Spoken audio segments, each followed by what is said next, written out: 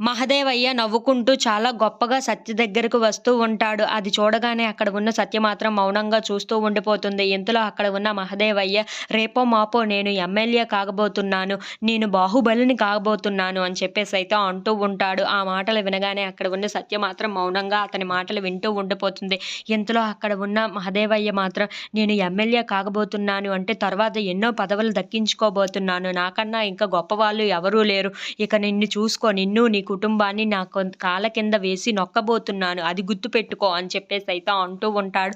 ఆ మాటలు వినగానే అక్కడ ఉన్న సత్యకైతే చాలా కోపం వచ్చేస్తూ ఉంటుంది.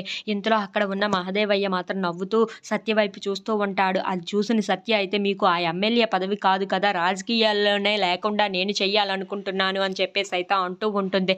ఆ మాటలు వినగానే అక్కడ ఉన్న మహదేవయ్య అయితే నవ్వుతూ ఏంటి ఏం మాట్లాడుతున్నావు నువ్వు అని చెప్పేసైతే అంటూ ఉంటాడు. ఇంతలో అక్కడ ఉన్న సత్య మాత్రం అవును, మీకు ఎమ్మెల్యే పదవి కాదు కదా, ఏ పదవి దక్కనివ్వను, నేను ఎమ్మెల్యేగా నించోబోతున్నాను అని చెప్పేసైతే అంటూ ఉంటుంది. ఆ మాటలు వినగానే క్రిష్ అయితే ఒక్కసారిగా షాక్ అయిపోతూ సత్య వైపు చూస్తూ ఉండిపోతాడు. ఇంతలో అక్కడ ఉన్న సత్య మాత్రం అవును, మీ మీదే పోటీ చేయబోతున్నాను. మీతో ఎలాగైనా సరే నేను గెలిచి ఆ ఎమ్మెల్యే పదవిని నేను దక్కించుకుంటాను. అది మీ కళ్ళారా చూసి మీరు ఏమైపోతారో అది గుర్తుపెట్టుకోండి అని చెప్పేసైతే అంటూ ఉంటుంది.